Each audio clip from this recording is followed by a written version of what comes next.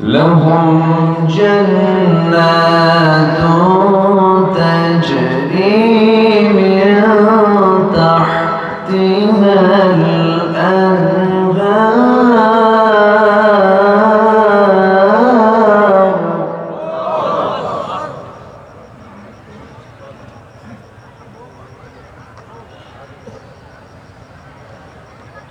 ذلك الفوز الكبير.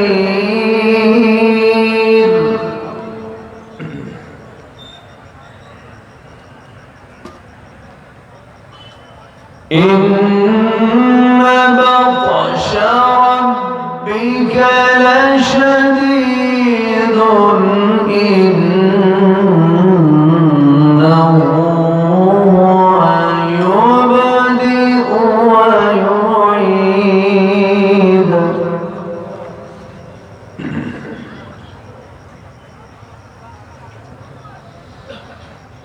وهو الغفور الودود ذو العرش المجيد فعال لما يريد.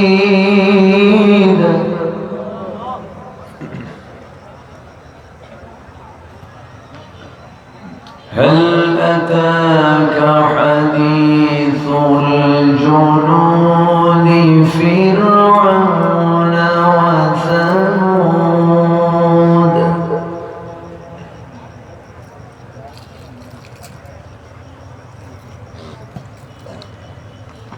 بل الذين كفروا في تكذيب والله من ورائهم محيط.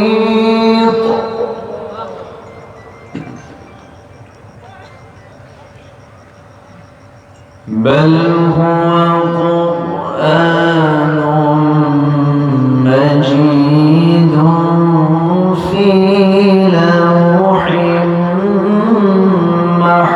محفوظ.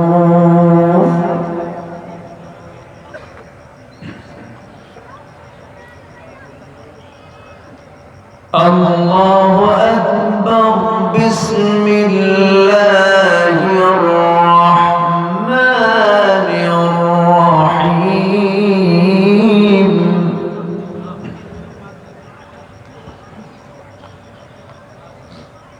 إن الله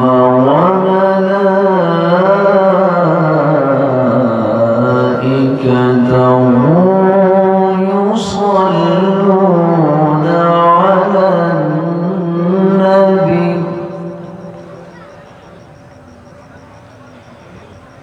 يا أيها الذين آمنوا صلوا عليه وسلموا تسليما. اللهم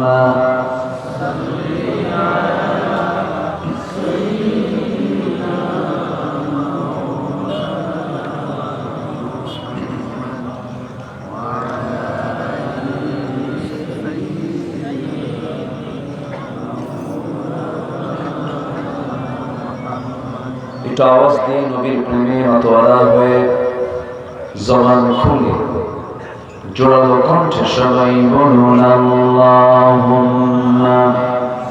সাল্লি আলা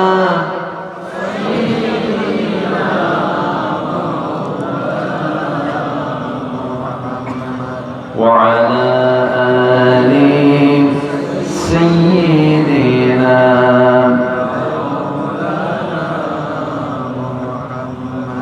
সবাই বলুন بلغ العلا بكماله كشف الدجى بجماله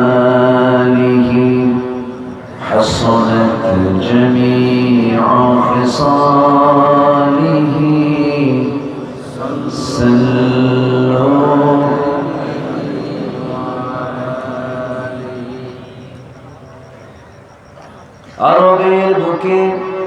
মক্কার পরে যেথায় মা আমিনার ঘর, খোদার রহমতে কৌসার হয়ে ঝরছে বারংবার। বালাগাল উলা বিকামালিহি কাশাফাত তুজা বিজামালিহি حسنت جميع خصاله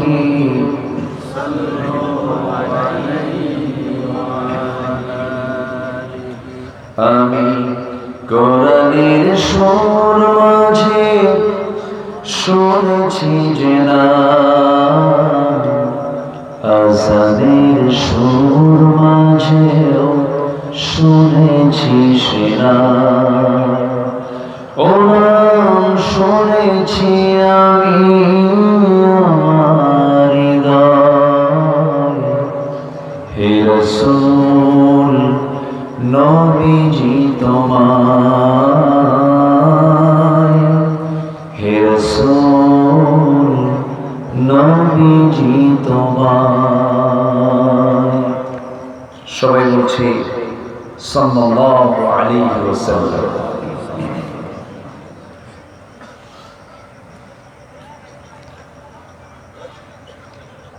প্রাকৃতিক সৌন্দর্যের অপরূপ লীলাভূমি, পাহাড় বেষ্টিত অঞ্চল,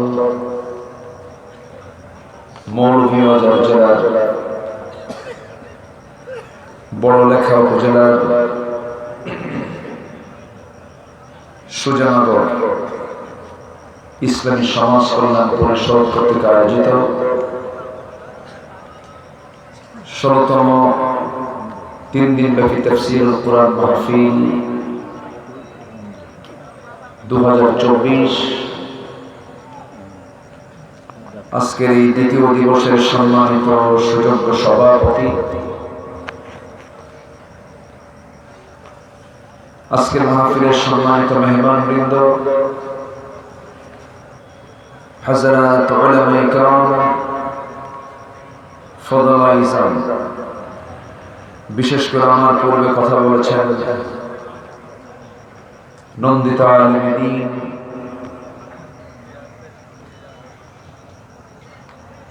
প্রথিতযশা মুফাসসিরে কোরআন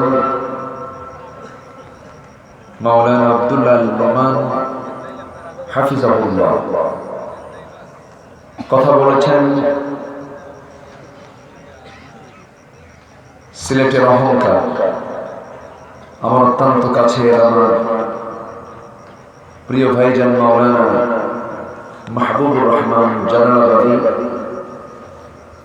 উপস্থিত হাজারাত উলামায়ে কেরাম, ফদলায়ে ইসলাম, সুশীল সমাজ, জাতির শ্রেষ্ঠ সন্তান, শিক্ষক মণ্ডলী, জাতির বিবেক, সাংবাদিক বৃন্দ, সামনে উপস্থিত, দূরে কাছে বিভিন্ন স্থান থেকে ছুটে আসা কালেমার ঝান্ডাবাহী, তাওহীদের পতাকাবাহী, দ্বীন ইসলামের নরসারদুল বীর মুজাহিদ, প্রাণ প্রিয় সম্মানিত দ্বীন ভাইরা, আড়ালে বসে আছেন শ্রদ্ধেয়া সম্মানিতা মা বোনেরা, আলোচনার সূচনায় আনুষ্ঠানিকতার মধ্য দিয়ে আমার পক্ষ থেকে আবার দিল খোলা সালাম, আসসালামু আলাইকুম ওয়া রাহমাতুল্লাহি ওয়া বারাকাতুহু। সবাই কেমন আছেন?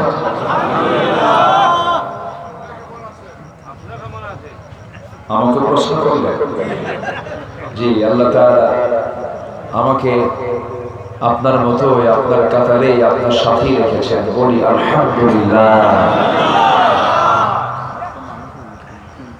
মহান রব্বে কারীমের অশেষ শুকরিয়া যে মহান আল্লাহ সুবহানাহু ওয়া তাআলা আমাকে আপনাকে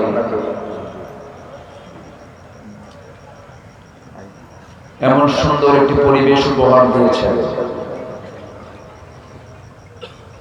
এখন মাহফিল করার জন্য থানার কাছে আর ধর্ণা দিতে হয় না।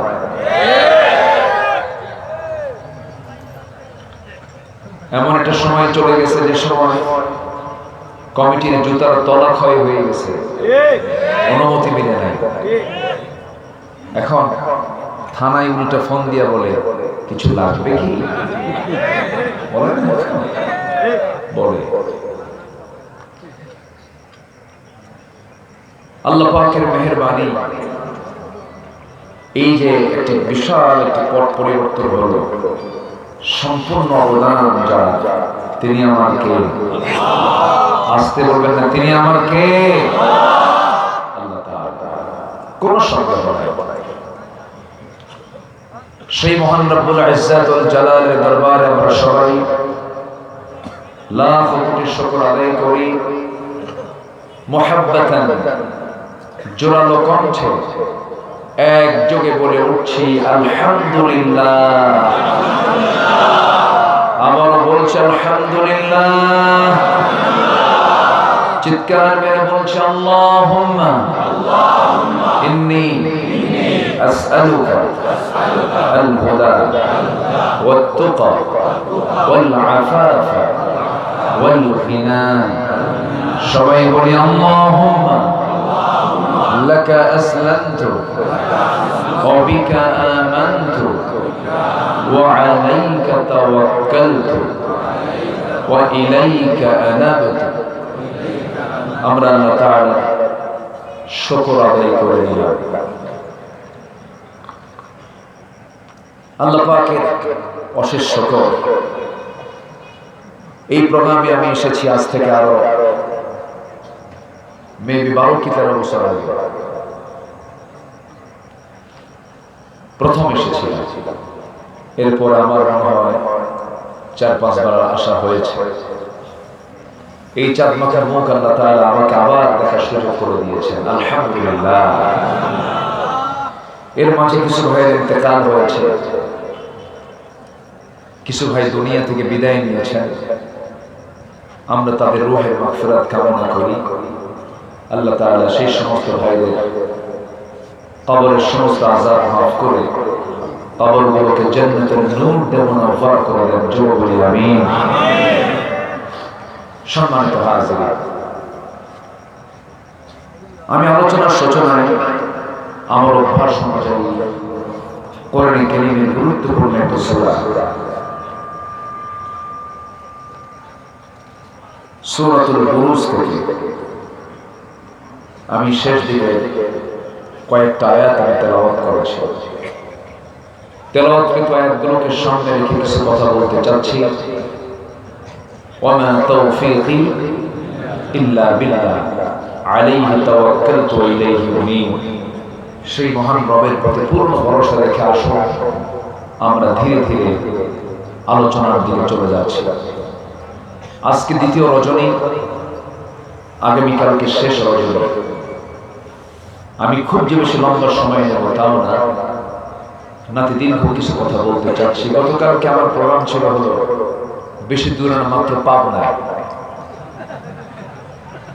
সেখানে রাত অনেক রাতে উঠেছিলাম, ওই এলাকায় আমার বেশি রাতে উঠা হবে। সেখান থেকে একটাই বের হয়েছি, মাঝপথে হালকা কিছু বিশ্রাম নিয়ে একটা এসেছি আপনাদের সংস্পর্শে আসার সুযোগ আল্লাহ তাআলা করে দিয়েছেন।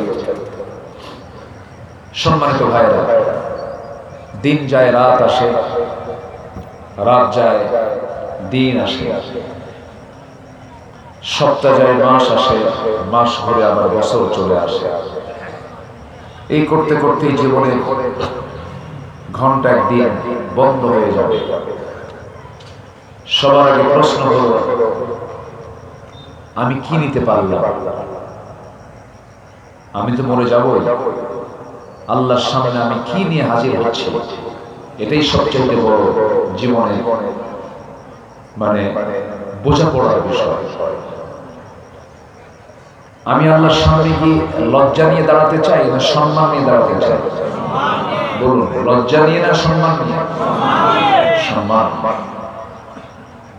সম্মান নিয়ে যদি দাঁড়াতে চাই তাহলে আমার কি করা দরকার? আমার কোন দিকে থাকা দরকার, কোন দল করা দরকার, কাদের পন্থী হওয়া দরকার, কোন চেতনায় বিশ্বাসী হওয়া দরকার। আমার দেশে একটা মহল আছে যারা ইসলামটাকে নিজের মতো করে পছন্দ করে গ্রহণ করতে চায়। একটা মহল আছে তারা ভাবে নামাজ পড়বো, রোজা রাখবো, হজ করবো, যাকাত দেব, মসজিদ বানাবো, মাদ্রাসা বানাবো, তো ইসলাম এগুলোর মধ্যেই থাকবে। ইসলাম আবার ক্যান্টনমেন্টে যাবে কেন? ইসলাম প্রশাসনে যাবে কেন? ইসলাম সচিবালয়ে ঢুকবে কেন? ইসলাম পার্লামেন্টে যাবে কেন? তারা ইসলামকে একটা নির্দিষ্ট গণ্ডির মধ্যে রাখতে চায়। রাসূলকে তারা শুধু ধর্মীয় নেতা মানতে চান,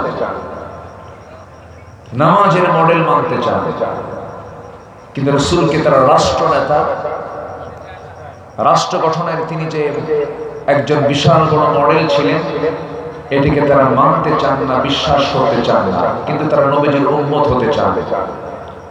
এই ধরনের চেতনা যারা লালন করেন অবশ্যই তারা ভণ্ড, তারা প্রতারক, কোন সন্দেহ। এই জাতীয় লোক মনে হয় আমার দেশে নাই। আসতে বলবেন না, আছে না নাই? এমন চেতনা লালন করলে পরে ইসলাম মানা হবে না, দ্বীন মানা হবে না। এই জন্য আল্লাহ রাব্বুল আলামিন ঈমানকে আগে পরিচ্ছন্ন করতে বলেছেন, ইয়া আইয়ুহাল্লাযীনা আমানু আমিনু, ঈমানদাররা তোমরা ঈমান জানো, ভালো করে ঈমান আনো। আল্লাহ রাব্বুল আলামিন আরেক জায়গায় বলছেন, ওয়াল্লাযীনা আমানু ওয়া লাম ইয়ালবিসু ঈমানাহুম বিযুলমিন উলাইকা লাহুমুল আমনু ওয়া হুম মুহতাদুন। ঈমান যারা আনবে এবং ঈমানের সাথে যারা জুলুমকে যারা মিশ্রণ করবে না, শিরক দ্বারা যারা ঈমানকে মিশ্রিত করবে না, আল্লাহ রাব্বুল আলামিন বলেছেন ওই সমস্ত বান্দাগুলোই একমাত্র আমার নিরাপদের বান্দা। জুড়ে বলি সুবহানাল্লাহ। আমার অনুগত বান্দা তারা। এই জন্য আল্লাহ রাব্বুল আলামিন বান্দাকে বলছেন, বান্দারে আমার সামনে হাজির হতে হলে ফ্রেশ ঈমান নিয়ে আমার সামনে হাজির হতে হবে। আমার একটা প্রশ্ন আমি আপনাকে করতে চাচ্ছি, আমরা বিফল হতে চাই না সফল হতে চাই? আসতে বলবেন না, বিফল না সফল?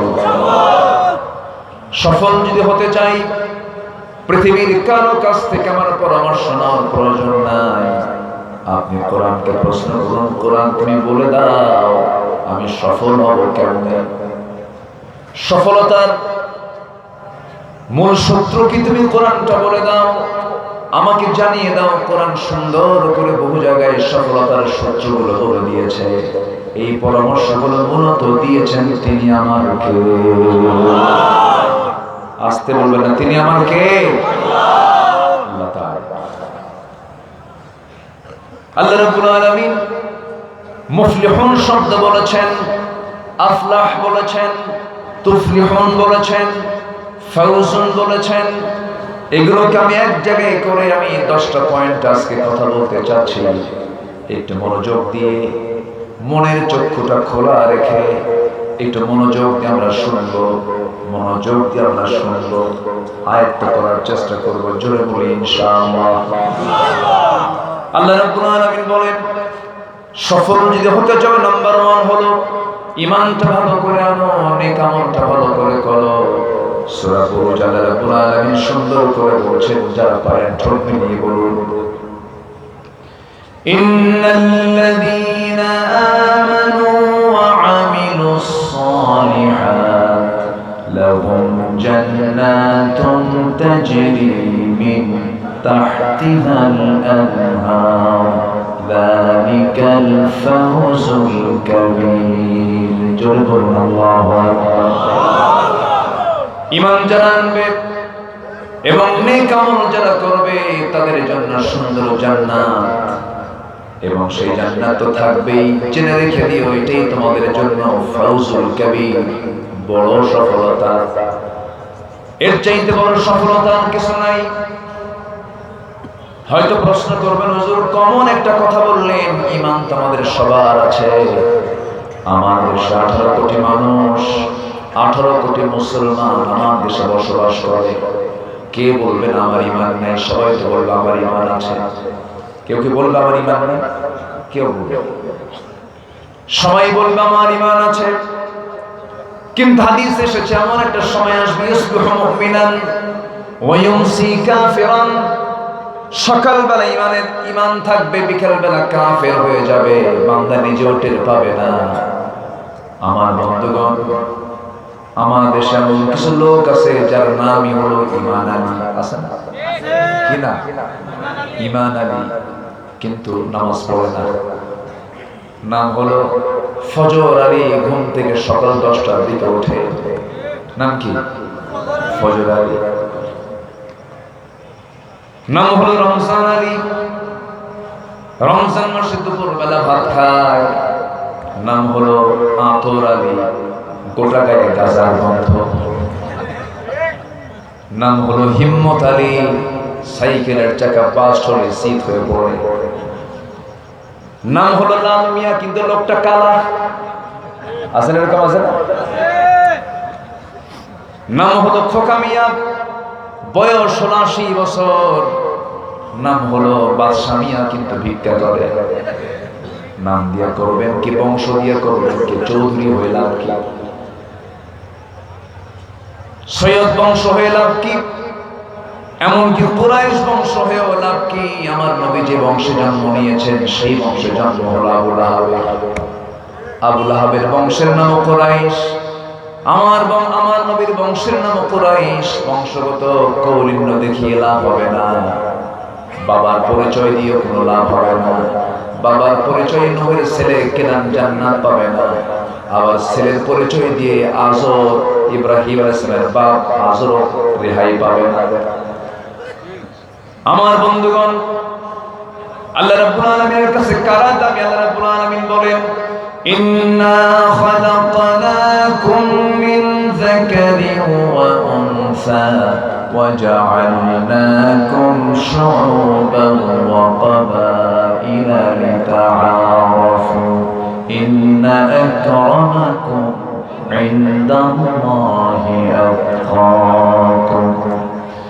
আমি তোমাদেরকে এক নর এবং এক নারী থেকে সৃজন করেছি, বিভিন্ন ভাষা বর্ণ দিয়েছি যেন তোমরা একে অপরকে চিনতে পারো। তবে তোমাদের মধ্যে সেই বান্দা আমার কাছে সম্মানিত, যে বান্দা আমি আল্লাহ আমাকেই সবচাইতে বেশি ভয় করে। জোরে বলি সুবহানাল্লাহ। অতএব কোনো কিছু আমার কাজে আসবে না, সম্পদ কাজে আসবে না, বংশ কাজে আসবে না, চেহারা কাজে আসবে না, কোন আত্মীয়তা কাজে আসবে না, আমার আত্মীয়তা কোনো কিছুই কাজে আসবে না। আমার একমাত্র কাজে আসবে হলো আমার আল্লাহর সামনে আমি সেই সময় দামি হব যখন আমার মধ্যে থেকে যাবে মজবুত ঈমান। ঠিক কি না? কি থাকতে হবে? মজবুত ঈমান থাকতে হবে। কি ঈমানদার আমরা পাইলাম! চিন্তা করা যায়, কি সুন্দর মুখে দাড়ি, একদম সাদা ধবধবা দাড়ি। হ্যাঁ, বাঁচার জন্য কি চেষ্টা করলো, নৌকায় চললো, দাড়িটা কাটলো, মাথার সাদা চুল কালো বানালো, পাঞ্জাবি খুইলা গেঞ্জি পরলো, পাজামা খুলে লুঙ্গি পরলো, নৌকায় চললো বন্ধু নিয়া। নৌকার ভিড়ল না, ধরে ফেলেছে কোস্টগার্ড, ধরে বলছে স্যার চিনছি আইনমন্ত্রীকে, চলেন এখন থানায় যায়। আইনমন্ত্রীকে আমি কি একা আসছি? আমি তো জামাতের সাথে আসছি। তাহলে জামাত স্যার উপায় আছে? উপায় তো।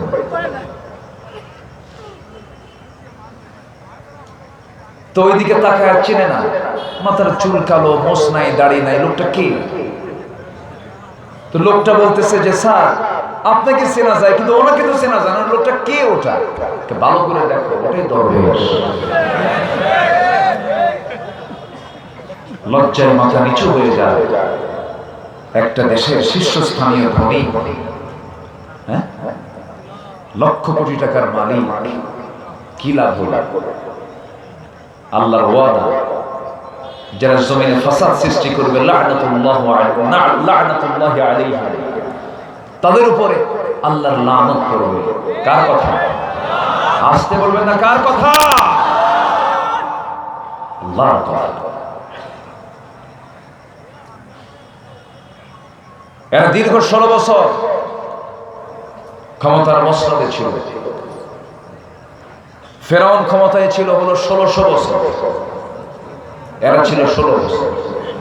সংখ্যার যে কেমনে একটা মিল হইল, একটা মিল হয়েছে না? কি মিল হয়েছে? মিল তো হবে, চরিত্রতে একরকম। ফেরাউনের একটা রোগ ছিল, বুঝলেন? ফেরাউনের একটা রোগ ছিল, সে রোগটা হলো ক্ষমতা ছাড়া যাবে।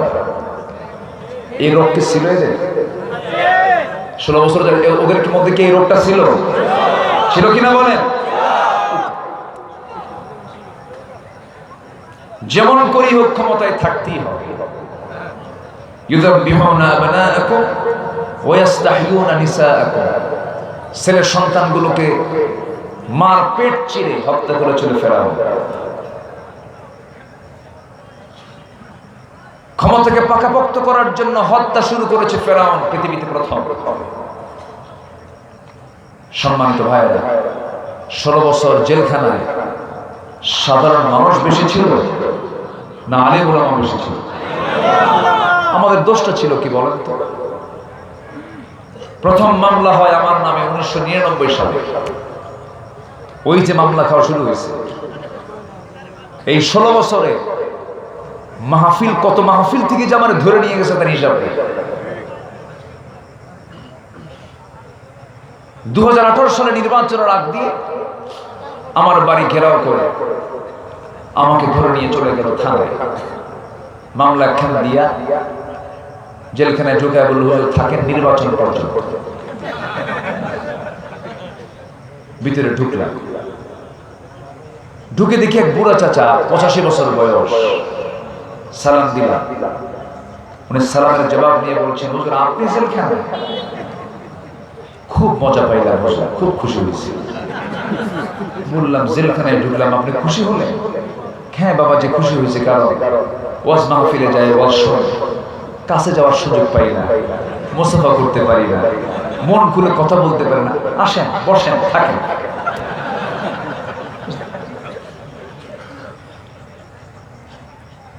সম্মানিত ভাই, চাচাকে বললাম, চাচা আপনার মামলা কি? আপনি এখানে কেন? আপনি নাতির সঙ্গে থাকার কথা। এই বুড়া কেন? আপনি কি অপরাধ করলেন? বাবা বোমা হামলা করছে, বোমা। কেমন কি? আমি নাকি বোমা মারছি? তাহলে 85 বছরের লোকের হাতের ফিটনেস কি ঠিক থাকে? বোমা মারতে নিয়ে তার মাথায় তো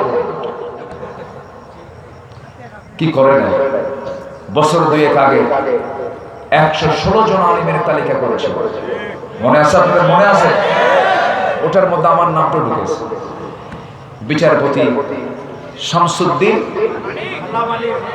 কালা কই, আল্লাহ কালা বানা দিছে তো মানি। 2 বছর যায় না, এখন ওদের নামের তালিকা হচ্ছে, ঠিক কিনা? সিলেটবাসীকে ধন্যবাদ। ত্রিপুরা হয়ে দিল্লি যেতে চাইছিল এই মানিক, ত্রিপুরা হয়ে কোথায় যাবে? আগরতলা দিয়ে অথবা আসাম, গুয়াহাটি দিয়ে সে চলে যাবে দিল্লি। আপু যে বসে আছে বোঝেন, ওইদিকে যাবে। কিন্তু সিলেটবাসীকে ধন্যবাদ, খুব ভালো আপ্যায়ন করেছেন আপনারা। এত সুন্দর মেহমানদারি, বিসি শুদ্ধ আউট, খুব ভালো খেদমত করছেন। সম্মানিত বন্ধুগণ, এই লোকটার মুখে হাসি নেই, বুঝলেন? আমি কোনোদিন হাসতে দেখিনি। গোটা গায়ে শুধু মানে রাগ আর রাগ। হাসে না। যারা হাসে না তাদের বউরা যে থাকে কেমনে বুঝে আসে না। ওদের বউরা মনে মনে কয় এটা মরবে কোনদিন। হাসা তো উচিত। অনেক কিছু করেছে আল্লামা সাইদির মতো মানুষটাকে কেমনে কি করবে।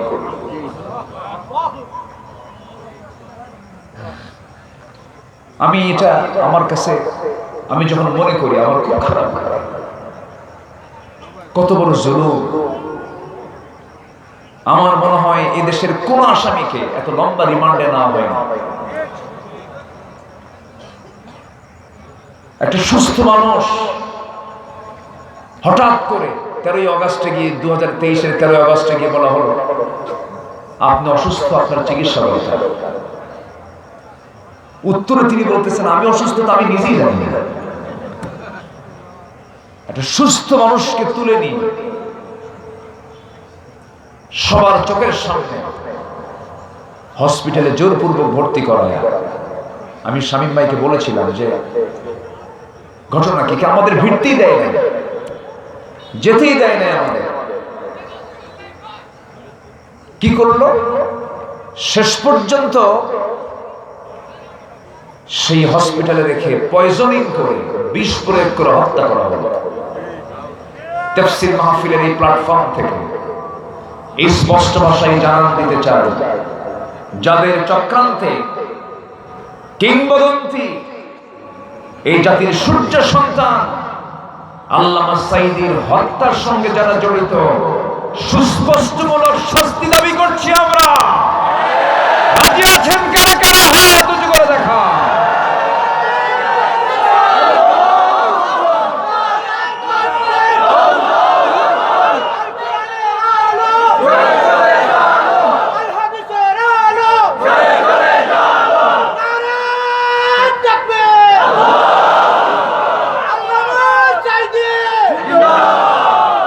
আল্লাহ কবুল করুন, জোরে বলি আমিন। আমরা প্রতিশোধ পরায়ণ নই, কিন্তু খুনির কোনো ক্ষমা নাই। খুনির কোনো ক্ষমা করতে আল্লাহ মানা করেছে। কতলুন নফস আশ-শাইখুজ জানি, যারা মানুষ হত্যা করবে তাদের হত্যা করো। কার হুকুম? কার হুকুম? কার হুকুম? দেশে অরাজকতা সৃষ্টি করার জন্য পবিত্র অঙ্গন আদালত প্রাঙ্গণে আইনজীবীকে হত্যা করা হচ্ছে। জানেন না? আপনারা জানেন? এগুলো জানেন না?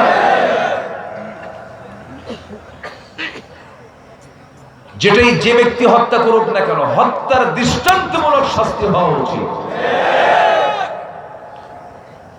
সম্মানিত ভাই, এক রাত পেয়েছি তো লাইন থেকে বেশি দূরে যাওয়া যাবে না। আবার লাইনে আসি। আমরা বিফল হব না সফল হব? বিফল হব না সফল হব? একটা পরিবর্তন যখন এসেছে আমরা সাজাবো দেশটাকে। কিসের আয়নায়? বলুন কিসের আয়নায়? কি দিয়া? কোরআন দিয়ে সাজাবো। জোরে বলি ইনশাআল্লাহ। দেশ শাসন করেছে 53 বছরের, কেউ 25 বছর। দেশ স্বাধীন হয়েছে 53 বছর, এর মধ্যে কেউ চালাইছে 25 বছর, কেউ চালাইছে 16 বছর, কেউ চালাইছে 9 বছর। মাঝখান দিয়ে মঈনুদ্দিন ফখরুদ্দিন এনারা চালাইছেন কয়েক বছর। সবাই মুসলমান হলেও ইসলাম দিয়ে তারা রাষ্ট্র চালায় নাই, কোরআন দিয়ে তারা রাষ্ট্র চালাতে পারে নাই। অতএব সব দেখা শেষ। আগামীর দেশ আমরা দেখতে চাই কোরআনের দেশ, ইসলামের দেশ। আল্লাহ কবুল করুন, জোরে বলি আমিন। কোন কার্ড আর খেলা হচ্ছে না। শেষ পর্যন্ত অহংকার জাতি আর সহ্য করতে পারেনি। যখন বলেছিল রাজাকারের নাতিপুতিরা চাকরি পাবে, হ্যাঁ, এটা কি বিনয়ের কথা না অহংকারের কথা? বিনয় না অহংকার? অহংকারকে মাটির সঙ্গে মিশিয়ে দিয়েছেন তিনি কে? আল্লাহ মিশিয়ে দিয়েছেন। অহংকার করা যাবে না। ইমানদার কখনো অহংকার করতে পারে না। আমার বন্ধুগণ, তাহলে এক নাম্বার আমরা শিখে নিলাম, ঈমানটা ভালো করে আনবো, নেক আমলটা করব। বুকটা ফেটে যায়, মনটা খারাপ হয় মাঝে মাঝে। এত সুন্দর দেশ, গোটা পৃথিবীর সবুজ একটি ভূখণ্ড বাংলাদেশ, এত সুন্দর দেশটাকে আজ পর্যন্ত আমরা সাজাতে পারলাম না। 18 কোটি মানুষ আজকে কোরআন শরীফ সহি করে পড়তে পারে না। 53 বছর ধরে দেশ শাসন যারা করেছেন কোরআন শিক্ষার জন্য, তাদের বড় কোনো ভূমিকা ছিল না।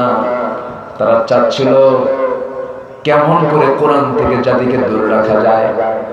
কি আমি কি বলতেছি? এখানে যারা বসে আছেন, যদি প্রশ্ন করি কোরআনটাকে সহি করে পড়তে পারেন, অধিকাংশের কি হাত উঠবে? উঠবে না। এটা আপনার দোষ নয়।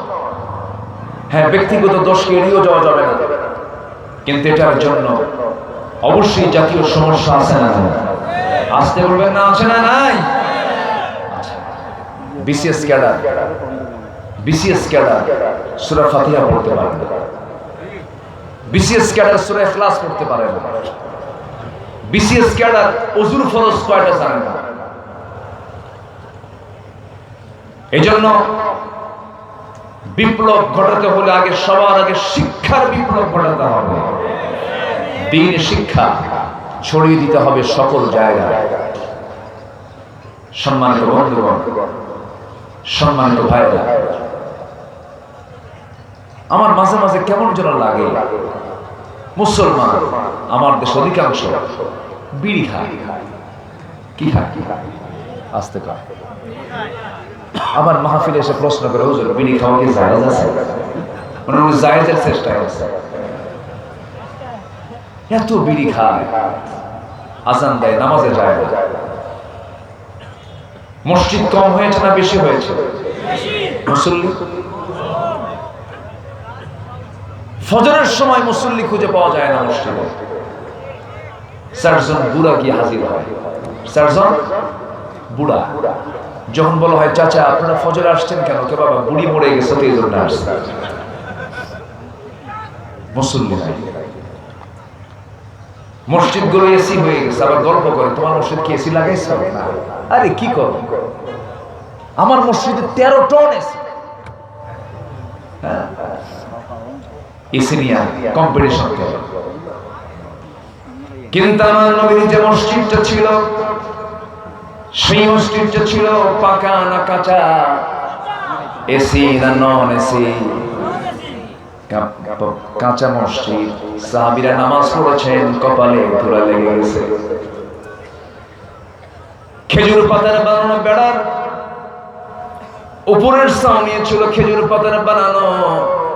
সেই মসজিদে নামাজ পড়িয়েছেন মুহাম্মদ সাল্লাল্লাহু আলাইহি ওয়াসাল্লাম। মুসল্লি ছিলেন আবু বকর, ওমর, ওসমান, আলীর মতো সাহাবীরা। মসজিদ পাকা করে তো লাভ হবে না যতক্ষণ ঈমানটা পাকা না হবে। এই জন্য আমার বন্ধুগণ, পরিবর্তন যেহেতু এসেছে, আমাদের ব্যক্তিগত জীবনের পরিবর্তনের দরকার আছে না নাই? আসতে বলবেন না, আছে না নাই? লন্ডন আমেরিকায় জামানে সফল নয়, সফল হলো আল্লাহ রাব্বুল আলামিন 2 নাম্বার বলছেন, পরিশুদ্ধতা নিয়ে আসো, দিলের পরিবর্তন নিয়ে আসো, নফসের শুদ্ধতা নিয়ে আসো। মহান রব্বুল আলামিন বলেন, قد أفلح من تزكى وذكر اسم ربه فصلى بل تؤثرون الحياة الدنيا والآخرة خير وأبقى جرب لي الله أكبر। আমি কি আলোচনা শেষ করে দেব? তো এই যে চলে যাচ্ছে যে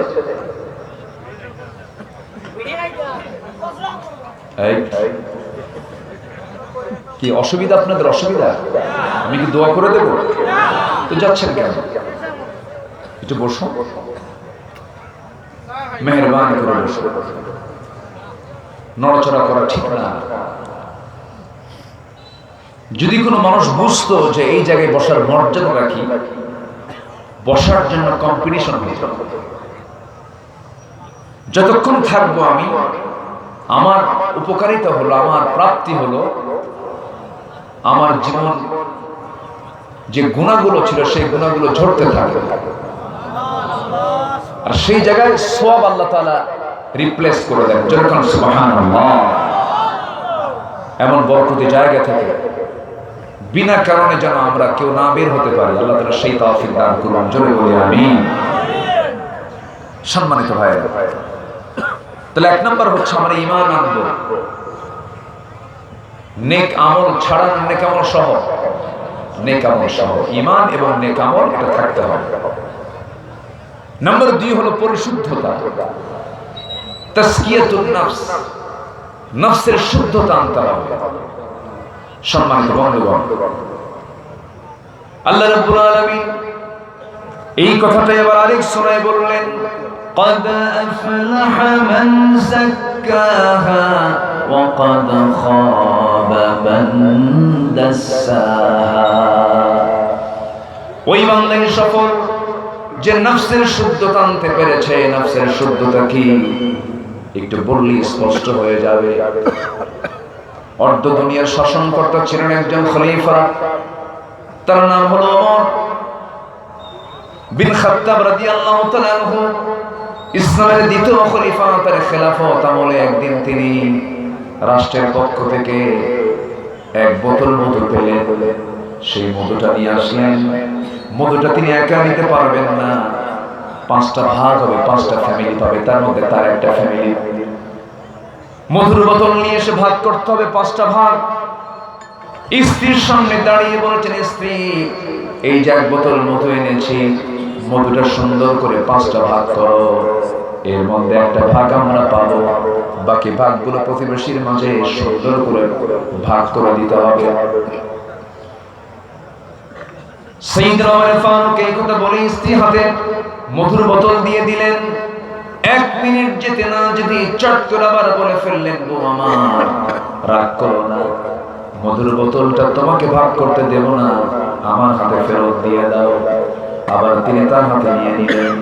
এখন বলুন, কোন স্বামী যদি তার স্ত্রীর সঙ্গে এমনটা আচরণ করে, সমস্যা আছে কিনা বলেন? কি সমস্যা আছে? যারা বিয়ে করছেন তারাই তো বুঝবে কি সমস্যা আছে না নাই বলেন। বউ বলবে, তুমি আমার সন্দেহ করো না, আমি চুরি করব, লাগবে গন্ডগোল, ভুল বোঝাবুঝি, অভিমান, অনেক কিছু। সাইয়েদনা ওমর ফারুক রাদিয়াল্লাহু তাআলা আনহু কিচ্ছু বললেন না।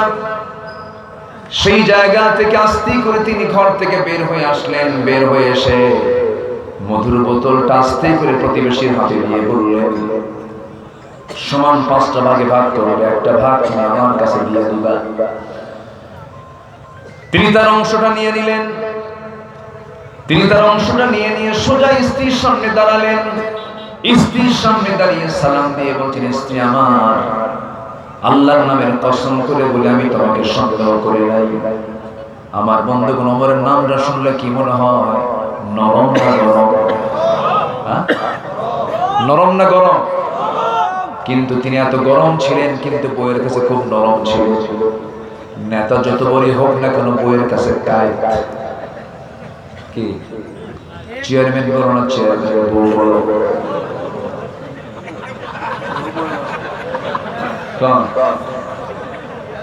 কমন পড়ে গেছে। বলেন, চেয়ারম্যান বলো না চেয়ারম্যানের বউ বলো? হ্যাঁ, বউয়ের কাছে মাত্র পরীক্ষা করি, তুমি কত বড় হুজুর আমার জানা আছে, বসো, ঠিক আছে না?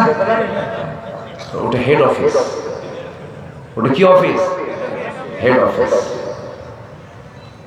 কে বইয়ের কথা শোনে না? সবাইকে বইয়ের কথা শুনতে হয়, শুনতে হয় না? দেখেন কি হবে, কোন উপায় নাই, না শুনলে সংসারিত হবে না। তার মধ্যে মেয়েরা সোজা হাড়ে না বাঁকা হাড়ে? বাঁকা হাড়ে। হাড়টাও আবার বাঁকা, অনেক ম্যানেজ করে। Marriage life, manage life. Manage করে নিতে হবে, মানায় নিতে হবে। সাইয়েদনা ওমর ফারুকের মতো মানুষ এত গরম, বইয়ের কাছে ঠান্ডা হয়ে গেছে। একদিন এক বিচার প্রার্থী হয়ে এক মুসলমান তার ঘরের মধ্যে এসে বসে আছে যে তার বউকে নিয়ে তার গন্ডগোল, এটা মানে একটা বিবাদ মেটানোর জন্য সাইয়েদনা ওমর ফারুক ধারণা দিয়েছেন। তো তার বাড়িতে বসে আছেন, ভিতরে